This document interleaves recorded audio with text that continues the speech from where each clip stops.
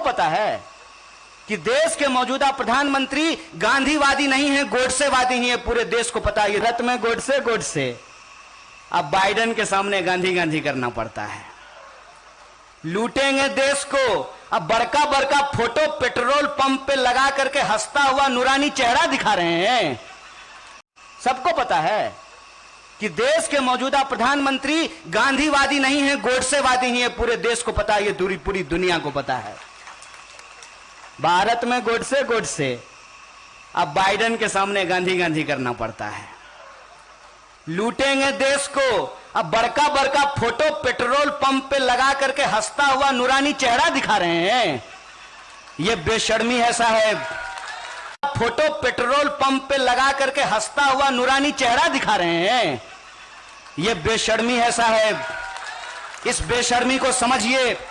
और इसीलिए मैं कह रहा हूं, पूरी जिम्मेदारी के साथ कह रहा हूं कि आप तमाम लोग जो हैं उनको अपने हक और अधिकार के लिए, और जो कानून सरकार ने बनाए हैं, अक्सर लोग हमसे पूछता है कि क्या किया कांग्रेस पार्टी ने 70 साल में। 70 साल में कांग्रेस पार्टी ने लेबर को लेकर के कानून बनाए। मिनिमम वेज के कानून को कहा गया कि संगठित क्षेत्र को हम बचाएंगे। इस देश के जो बेरोजगार हैं, जो ग्रामीण बेरोजगारी है, उसको दूर करने के लिए हम मनरेगा लेकर के आएंगे। और इस देश के जो नागरिक हैं उनको यह पूछने का अधिकार है कि पीएम अपना थोबड़ा लगा करके चंदा वसूल लिए और कहते हैं कि पीएम केयर फंड सरकारी फंड नहीं है। तो सरकारी फंड नहीं है तो कौन सा फंड है? मुझे बताइए कि प्रधानमंत्री सरकारी है कि नहीं है। अगर प्रधानमंत्री सरकारी है तो उसके नाम पे लिया गया चंदा भी सरकारी, और इसका हिसाब आपको देश की जनता को देना पड़ेगा। इसीलिए जब सूचना के अधिकार के कानून को पास किया गया तो जनता को यह अधिकार दिया गया कि आप अपने अधिकारियों से पूछ सकें कि एडीएम साहब बताइए कुर्सी कितना में खरीद करके लाए हैं।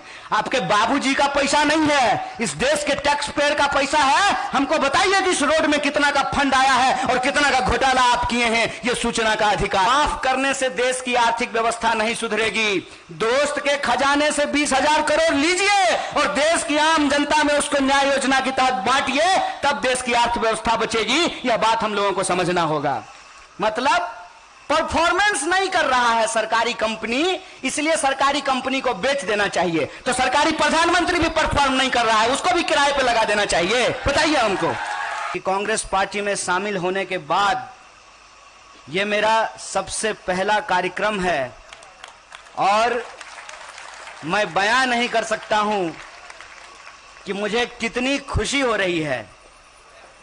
एक पत्रकार कल पूछ रहे थे कि आप पार्टी में सिंक इन हो गए हैं। अगर कार्यक्रम इस तरह का हो, जो कार्यक्रम मजदूरों का हो, अगर कार्यक्रम नौजवानों का हो, अगर कार्यक्रम किसानों का हो, अगर कार्यक्रम छात्रों और महिलाओं का हो, मैं समझता हूं कि यह हमारा कार्यक्रम है, यह हमारी पृष्ठभूमि है, यह हमारा इतिहास है, यह हमारा वर्तमान है। गांधी जी की जयंती के मौके पर गांधी जी के प्रति अपना श्रद्धा सुमन अर्पित करता हूं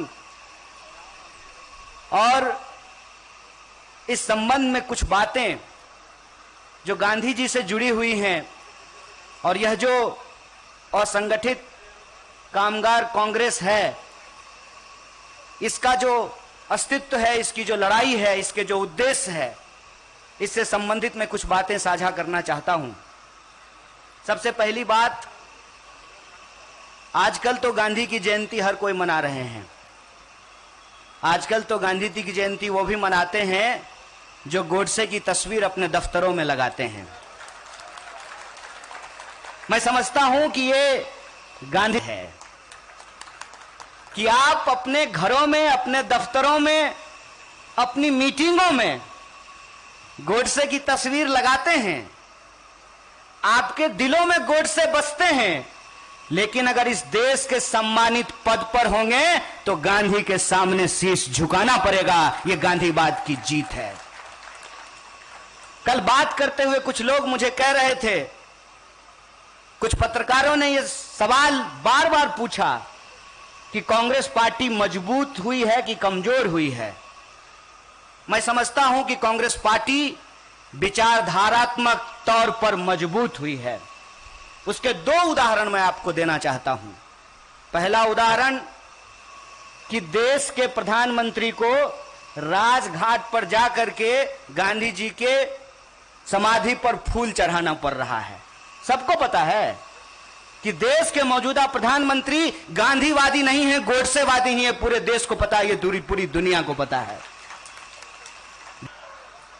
तो बोलिए, कांग्रेस पार्टी विचारधारात्मक तौर पे मजबूत हुई है कि कमजोर हुई है? आप लोग बोलिए, मजबूत हुई है ना? ये जो मजबूती है, इसका दूसरा आधार यह है कि जिस कार्यक्रम में शामिल होने के लिए आप तमाम लोग आए हैं, यह असाधारण कार्यक्रम है। इस बात को याद रखिएगा। यह असाधारण कार्यक्रम इसलिए है कि हम लोग अपने छात्र जीवन से ही एक नारा लगाया करते थे, कौन बनाया हिंदुस्तान? भारत का मजदूर किसान। इस देश को बनाने वाले लोग कौन हैं?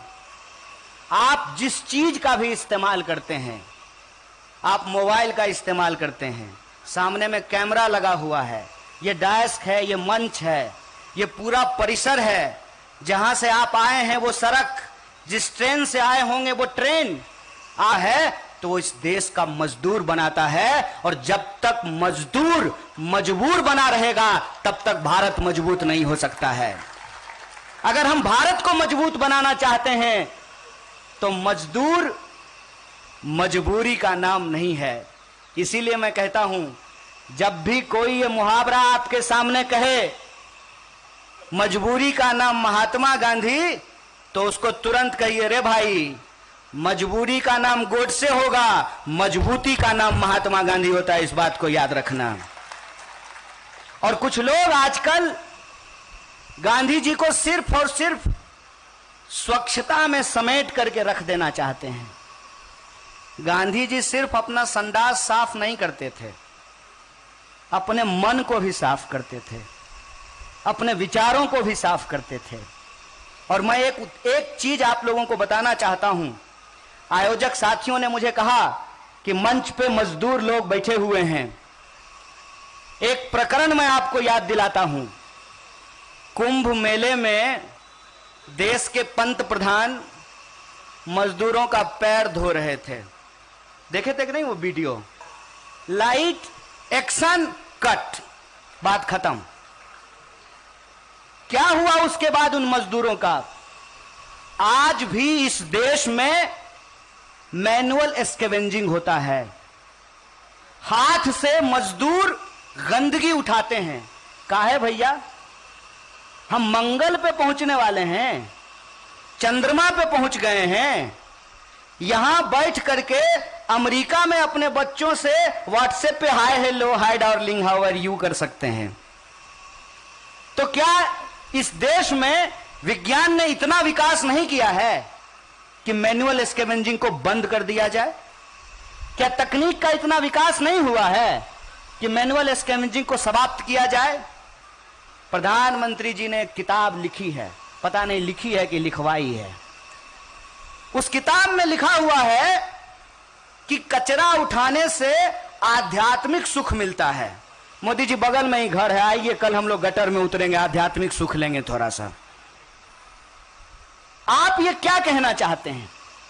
आप ये कहना चाहते हैं कि मजदूरों को सम्मान से अपना जिंदगी जीने का अधिकार नहीं है। मजदूर इस देश के बुनियाद हैं, किसान इस देश के बुनियाद हैं, लेकिन खाली नारा लगाने से काम नहीं होगा। आज पंडित लाल बहादुर शास्त्री की जयंती है। लाल बहादुर शास्त्री जी ने एक नारा दिया था, जय जवान जय किसान। 9 महीने से किसान दिल्ली की सीमाओं पे बैठे हुए हैं। एक तरफ देश के किसान लड़ रहे हैं और देश के बेईमान फोटो खिंचवा रहे हैं अमेरिका में जाकर के। ये जो परिस्थिति है, इस परिस्थिति में हम लोगों को यह समझना पड़ेगा कि अगर हमारा दायित्व किसानों के प्रति है, अगर हमारा दायित्व मजदूरों के प्रति है, अगर हमारा दायित्व जवानों के प्रति है, तो हमको महात्मा गांधी के विचारों पर चलने की जरूरत है, हमको लाल बहादुर शास्त्री जी के विचारों पर चलने की जरूरत है। क्योंकि ये हमारी समझ है कि अगर मजदूर नहीं बचे, किसान नहीं बचे, देश के जवानों को रोजगार नहीं मिला, तो सुंदर भारत का निर्माण असंभव।